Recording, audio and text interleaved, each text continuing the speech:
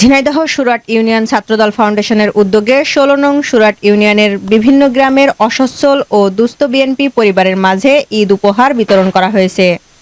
আজ বিকালে ছাত্রদল ফাউন্ডেশনের একঝাঁক মানবিক কর্মীরা ইউনিয়নের বিভিন্ন গ্রামে ঘুরে ঘুরে অসহায় বিএনপি পরিবারের নিকট ঈদ উপহার পৌঁছে দেন। এ সময় উপস্থিত ছিলেন ছাত্রদল ফাউন্ডেশনের সভাপতি, সাবেক ছাত্রনেতা, সদর উপজেলা যুবদলের সদস্য সচিব জুলফিকার আলী ভুট্টো, ছাত্রদল ফাউন্ডেশনের সাধারণ সম্পাদক প্রভাষক আল মামুন সহ উপস্থিত ছিলেন সাবেক ছাত্রনেতা আরিফুল ইসলাম, সবুজ হোসেন, আলম, চান, নাজমুল ইসলাম, ছাত্রদল ফাউন্ডেশনের একঝাঁক মানবিক মানুষ। বিসমিল্লাহির রহমানির রহিম।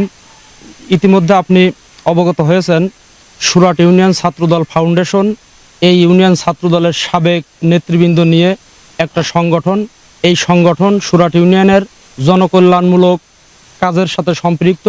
এই সংগঠনের মাধ্যমে আমরা সুরাট ইউনিয়ন জাতীয়তাবাদী দল বিএনপি সহ বিভিন্ন অঙ্গ সংগঠনের যে সমস্ত নেতৃবৃন্দ ইতিমধ্যে মৃত্যুবরণ করেছে এবং দুর্বিষহ জীবনযাপন করছে, আমরা চেষ্টা করছি সুরাট ইউনিয়ন ছাত্রদল ফাউন্ডেশনের মাধ্যমে ঈদ সামনে আমরা তাদের পাশে সংক্ষিপ্ত আকারে যতটুকু পারি আমরা দাঁড়ানোর চেষ্টা করছি এবং এই চেষ্টাটা আগামীতে আরও যাতে বিদ্যমান থাকে এবং বৃহৎ আকারে রূপ ধারণ করতে পারি সেই লক্ষ্যে আমাদের কর্মকাণ্ড।